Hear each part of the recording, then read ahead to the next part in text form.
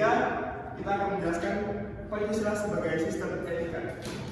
Yang pertama, saya memberikan Raffi sebagai ketua kelompoknya. Halo, nama saya Zain Abdillah. Halo, nama saya Yusuf Hidayat. Hai, saya Muhammad Ismail Kusuma. Hai, nama saya Fadil Faradil Fuadi. Halo, saya Ayaristi Nika Cahaya. Hai, nama saya Indah Purnamasari. Hai, nama saya Nisa Hajatsyah. Yang pertama, pengertian etika. Etika berasal dari bahasa Yunani, yaitu etos yang artinya tempat tinggal yang biasa pada rumput, kandang, kebiasaan, adat, watak, dan lain-lainnya. Etika dalam arti luas ialah ilmu yang membahas tentang kriteria baik dan buruk sikap seseorang. Etika pada umumnya dimengerti sebagai pemikiran filosofis mengenai segala sesuatu yang dianggap baik atau buruk dalam perilaku manusia.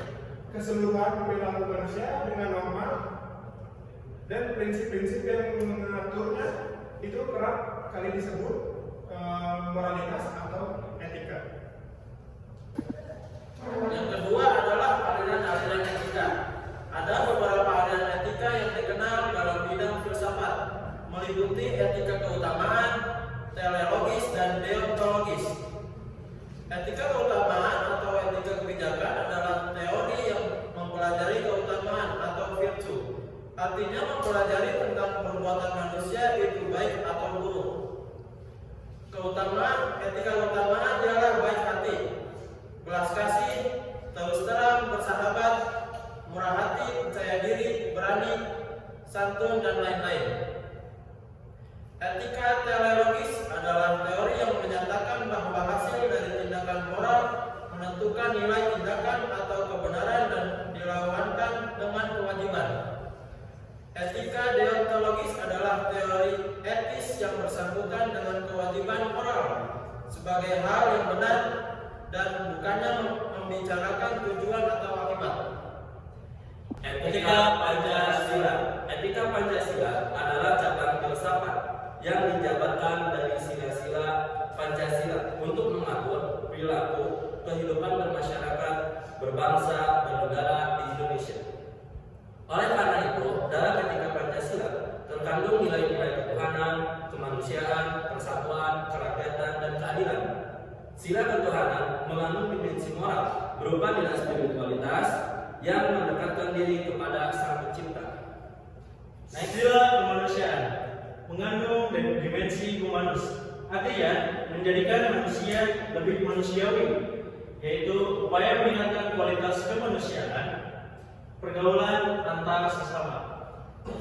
Sila persatuan mengandung dimensi nilai solidaritas, rasa kebersamaan, dan cinta tanah air. Sila kerakyatan mengandung nilai berupa sikap menghargai orang lain, mau mendengar pendapat orang lain. Dan terakhir, sila keadilan mengandung dimensi nilai mau peduli atas nasib orang lain dan kesediaan membantu kesulitan orang lain. Alasan diperlukannya Pancasila sebagai sistem etika. Pertama, dekadensi moral yang melanda kehidupan masyarakat, terutama generasi muda, sehingga membahayakan kelangsungan hidup bernegara. Contohnya, penyalahgunaan narkoba, kebebasan tanpa batas, rendahnya rasa hormat kepada orang tua, menipisnya rasa kejujuran, dan tawuran antar pelajar. Kedua, korupsi akan merajalela karena para penyelenggara negara tidak memiliki rambu-rambu normatif dalam menjalankan tugasnya. Ketiga, kurangnya rasa perlu berkontribusi dalam pembangunan melalui pembayaran pajak. Hal tersebut terlihat dari kepatuhan pajak yang masih rendah, padahal para pajak dari tahun ke tahun semakin meningkat dalam membiayai APBN.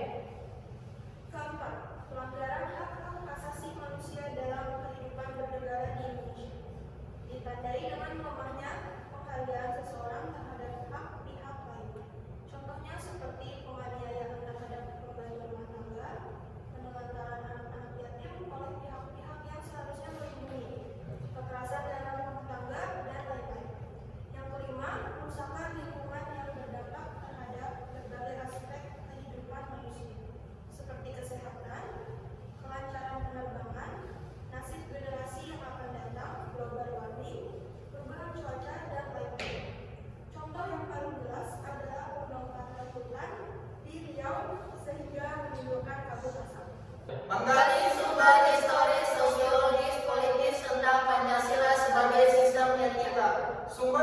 Teroris pada zaman Orde Lama, Pancasila sebagai sistem etika masih berbentuk sebagai filosofi Groundslage atau wucang, artinya nilai-nilai Pancasila. Belum ditegaskan ke dalam sistem etika tetap nilai-nilai moral. Telah terdapat pandangan hidup masyarakat dalam masa Orde Lama telah mengenal nilai-nilai kemandirian bangsa yang oleh Presiden Soekarno disebut sebagai istilah berdikari, berdiri di atas kaki sendiri.